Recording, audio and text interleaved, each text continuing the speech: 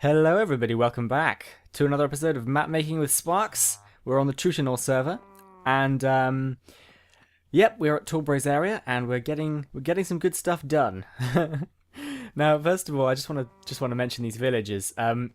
We had this. I can't remember who came up with the idea. I think it might have been sort of a joint thing, but we decided that we were going to have villagers in this map, and occasionally they would kind of act as, you know, you'd be taking a shot at a guy and you'd shoot and the villager would walk in your way and kind of block the shot. So these are invincible villagers. We currently have Crazy Man and Sparks. And I think there's another guy over here. And these have a dual purpose. First of all, oh yeah, that's Scott. That's the Iron Golem. First of all, it means that you occasionally have your shots blocked by these villagers, which I think is going to be hilarious. And secondly, you can see these name tags through walls, and I quite like the idea of villagers sort of hanging around like back here, and someone looking over and going, oh, I can see a name tag, and then sneaking up on somebody and drawing their bow and preparing to take a shot and coming around the corner, and it's a villager. So I think that's going to be really fun. There's a door there. Oh wow, Torbre's done an awesome job on this map. There's a bed. I'm going to have to get rid of the bed, but because I don't want people being able to set their spawn. It depends. I can keep the bed if I don't set it to night at all. We'll have to see. Now, I'm probably going to have all the villagers named after developers of this map or friends. You'll notice that the name tags are slightly different. My name tag is technically Purple Sparks. Sparks is the name tag I'd want, and Crazy Man 47's avatar is CM47 instead of crazyman_47. So if you pay attention, you can tell it's not me. Like you can just about read that says Sparks, but it doesn't say Purple Sparks, if that makes sense. Like, I don't want to have an unfair advantage playing this game, but I just think it's quite funny to have invincible villagers. There was a horrible incident where we were experimenting with summoning invincible animals, especially with Crazy Man and his mushroom. And Torbre decided to summon invincible villagers riding invincible bats. Now the problem with this was we couldn't just drop them into the void, which is what we've been doing with our other invincible villagers, because they were flying around, and it took us quite a while to get rid of them. In the end, we worked out that we could leave, and the bats would despawn, and the villagers would fall into the void. We sort of set them free outside of the map, so that's pretty funny. I found that pretty funny, I have to say. Yeah, Torbre's map is looking absolutely spectacular. I'm very pleased with what he's done there. And our redstone has been updated very slightly, just this little bit over here. This section here, I'm just going to reset these nodes. This is the bit which works out if somebody has won. So if I go over here and this simulates somebody standing on that node, you can see that this redstone line is slowly dimming. Yep. And now there's a redstone block here. And similarly, if I simulate a light team member standing there, it vanishes that block, and once the team gets captured, there'll be a redstone block here. So basically, this is a three-way AND gate. If all three nodes, each one spawns a redstone block in a different point for each team, if all three nodes are owned by one team, then there it is. This torch turns on. I'll just turn this off again a second. There we go. And at that point, there's two messages. There's this one here, which basically says the light team has captured all three nodes, light team wins. Or this one here, which says exactly the same thing, but with light, replaced with dark. And now I'm going to be teleported away. That's part of the thing I was going to show you in a second. You get teleported back to the hub. Sorry about that. So this basically just resets the game. If you remember up here, when the game starts, there's a join dark team. There's a button here. If the game begins, everyone is teleported away unless they're on the lobby team like me. And then these blocks appear. Game currently in progress, so you can't join, and the randomizer button vanishes. So the reset, basically, currently all it's doing, it's a bit smaller than I was expecting it to be, is it tells you who's won, it sets everybody back to the lobby team, so you can't keep fighting. Sets everyone's spawn point back to the lobby, because we don't want people dying, everyone being teleported back. They respawn at their team start, and then they're kind of stuck in this map. So this will hopefully stop people being stuck, because everybody's spawn point will be, like, they can at least kill themselves to get back if they do somehow get stuck. And then this bit here basically is replacing the signs and the buttons and things up there. And then after a short delay in which people could contemplate their win or loss, it teleports everybody within a 500 block radius back to the lobby. So I think this is going to work pretty well. It does what it needs to. And I'm quite happy with how this is looking. Like, it's very neat. Since this whole set block thing, you don't need wires running everywhere. You can just send signals wirelessly, and I think it's one of the most beautiful additions to Redstone that Minecraft has ever added. It's just so nice, so nice. Look, I actually went for a wire along here. I was gonna set block it, and then I realized I could just run a wire, be old-fashioned about it. So there's only one thing really left to do for this map, although we haven't done the meep juice distribution yet. I forgot about that, but that can wait. We might do it this episode, but I have a feeling my project is going to take quite some time. What we have to do this episode is these barricades. These barricades are designed to change depending on who owns a node, who owns the central node. So, and these walls here as well. We're thinking about having the walls burn away or explode out. So basically, your team captures the node here. I'm on the lobby, so I'm not going to activate this on the lobby team. And if the light team, I need to ask Torboy about this, which order it is. If the light team owns the central node, this wall falls away, exposing this sniper point, and then he wants it to slowly rebuild itself. But the thing I'm going to have a lot of fun with, arrows just kind of stay there. It's a bug at the moment. It's really annoying. Something I kind of want to do is these barricades here, I would like to have it so that we put half slab down here, and I'd kind of like it so that when the node is captured and this barricade appears, rather than just making it appear, I'd quite like to have it shoot out of the ground, kind of go like pop out of the ground and land, really, and then solidify, and then it's a barricade, and then have it drop into the floor when it's not needed anymore. And I'm not sure if I'll have it sunken like this, but this will destroy the sand blocks that I'll be using.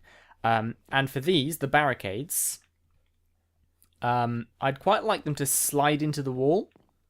I think I was demonstrating to Torbury over here. So when this area is captured, when this area isn't captured by the light team, the central node, you'll have just an open space here. There's no barricade, but there'll be this pattern in the wall here, and then I'm just going to sort of try to make it look like the barricade slides out of the side of the wall. So I might even use pistons for this bit, because it's going to be the smoothest. Like with set block, I can do them a line at a time, and it'll be like a wipe rather than a slide. But I think with pistons, I might be able to get it to look pretty cool, like have it actually sort of chunk, chunk, chunk, chunk, chunk through like that.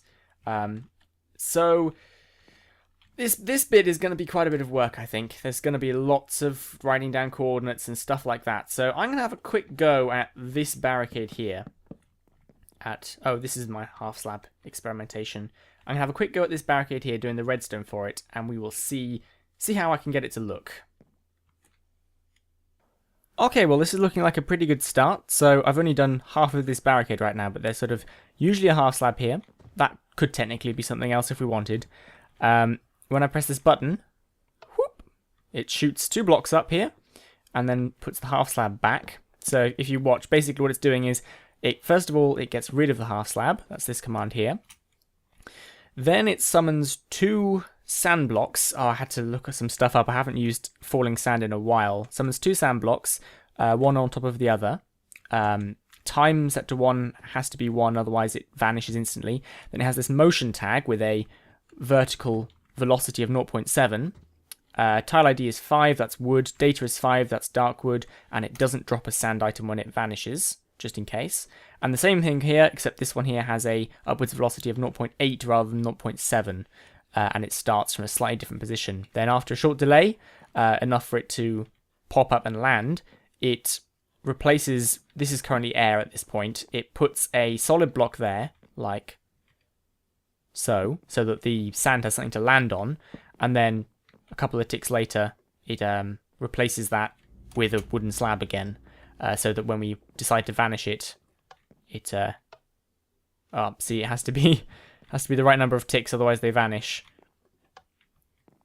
Ta-da! So that way our barricade sort of has this lovely pop-up effect, which I think looks really nice. If I stand here, I shouldn't take too much. I'm not sure what's going to happen, actually. I shouldn't make a presumption. Oh, well. That's not good. I should definitely do something about that. If I'm stood there, I fall down. That's not good. The thing is, if I put a solid block here to catch me, so it can at least jump out. One of the sand blocks. One of the sand blocks doesn't visually jump. That's weird. Wasn't expecting that.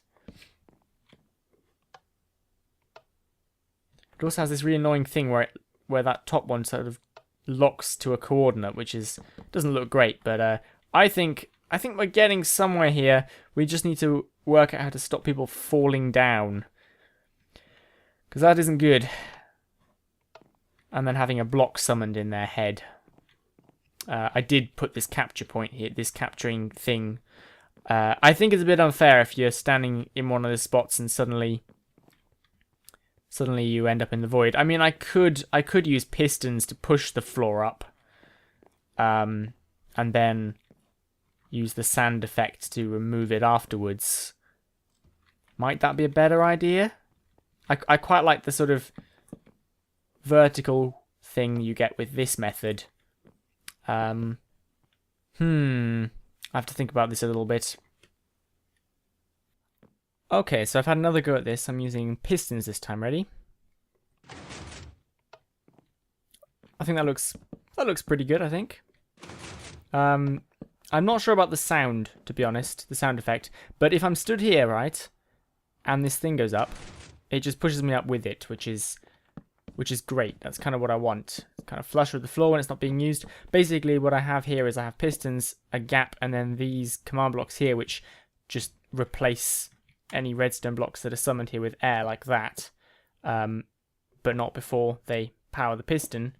And so you kind of get this, and so basically it pushes the piston, summons a new wood block above the piston, and then pushes the piston again. So that way it's quite quick, like that. See, not bad. But yeah, I'm not sure about the sound, the piston sound, and I'm not really sure how I'd get it back into the ground afterwards.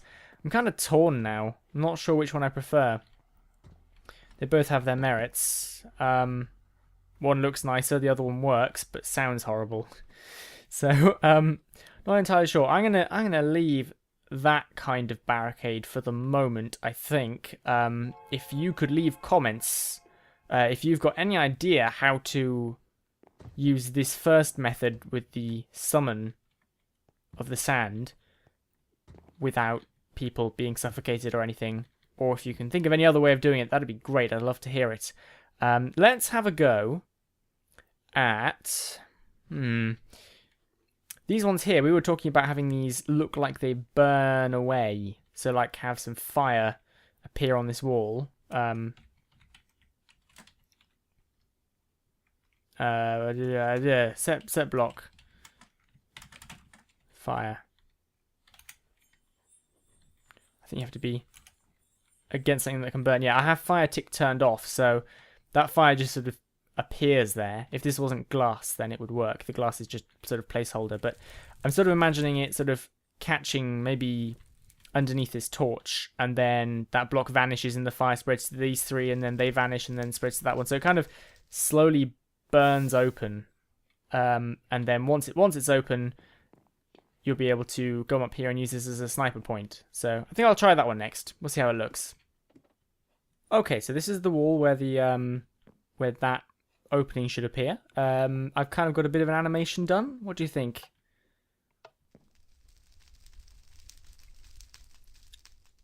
Yeah, it's very fast for fire spread, and it goes out quite quickly, but I'm kind of...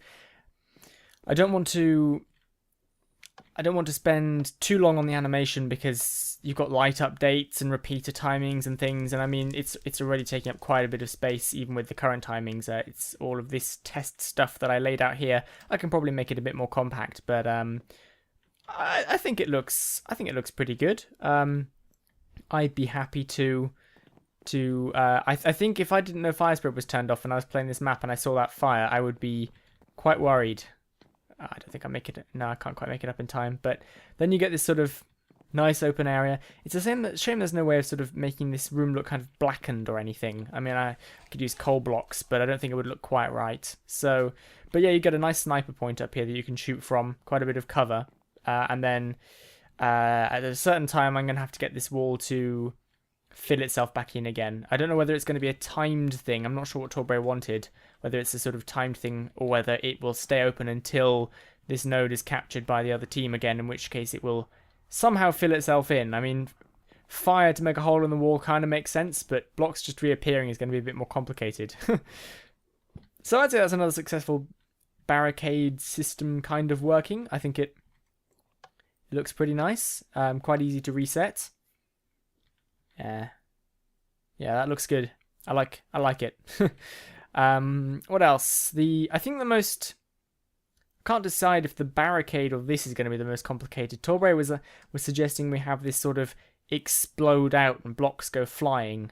I don't want to put too much strain on the client or the server, but I don't think it'll be happening too often. I don't know, the center node, from the tests we did on Crazy Man's map, the center node tends to get captured and recaptured a lot. I feel like this is, I mean, it's very easy to shoot from around it. I think this is probably going to be a node which is changing hands quite a lot. And it won't be till later when people are fighting for one or two of the end nodes. So I don't want it to be too taxing, which is one thing I do like about this piston system. It doesn't require much power. Yeah, so I think I'm going to have a go at this barricade thing. I think I'm going to do the same thing as I have with the pistons here. I quite like the idea of this sort of sliding out of the wall.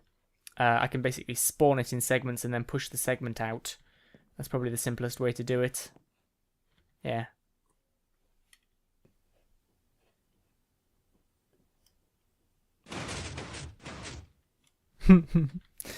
Well, that seems to work, just about. There was a little bit of a lag spike there as I did that. Let's try it again. Not too bad. You can probably get crushed if you stood right here and you don't get out of the way, but I don't know, I think that works pretty well. I feel like I need some sort of block here to hide those barricades. I haven't done the closing animation for any of these things yet. Basically, we've got pistons back here. There wasn't much space because Torbray has this path running along. I don't know if he's finished this path or not. I think not. So we've got 3 pistons and then these command blocks here. Again, they just get rid of any redstone blocks that I summon here. So yeah, that's basically that. And then over here, we've got this thing here places the redstone blocks, and this thing here summons the redstone blocks and places each sliver of that barricade in front of the pistons. So it seems to work okay. Again, no idea how I'm going to retract this. I can't use pistons unless I visibly summon pistons right here, which I don't really want to do. I wish there was some way of pushing blocks with command blocks. That'd be awesome. I'm I'm probably just going to have to explode, like just delete the blocks in a line in that direction or something, which won't look quite as good, but you know,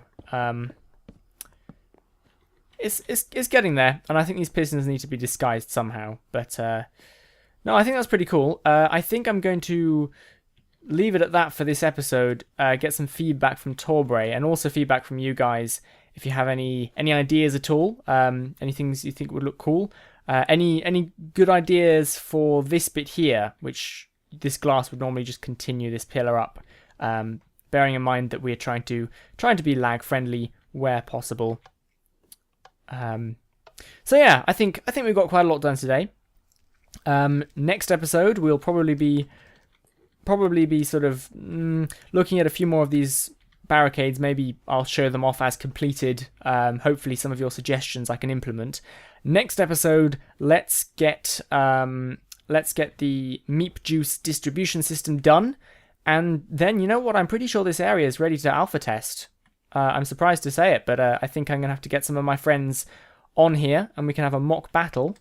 I also need to just get them to log on passively for a little bit so I can teleport them around, check that everything works under stress. Because so far I've only really tested it with one person at a time, and that's not so good. So like this reset system is surprisingly good.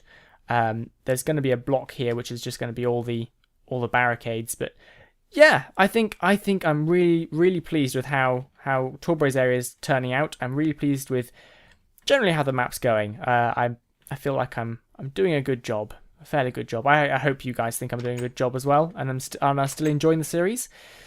So, since I appear to be rambling again, I'm going to go ahead and say goodbye. Hope you all have a lovely day, and I will see you all next time to complete Torbray's area. Dun dun dun!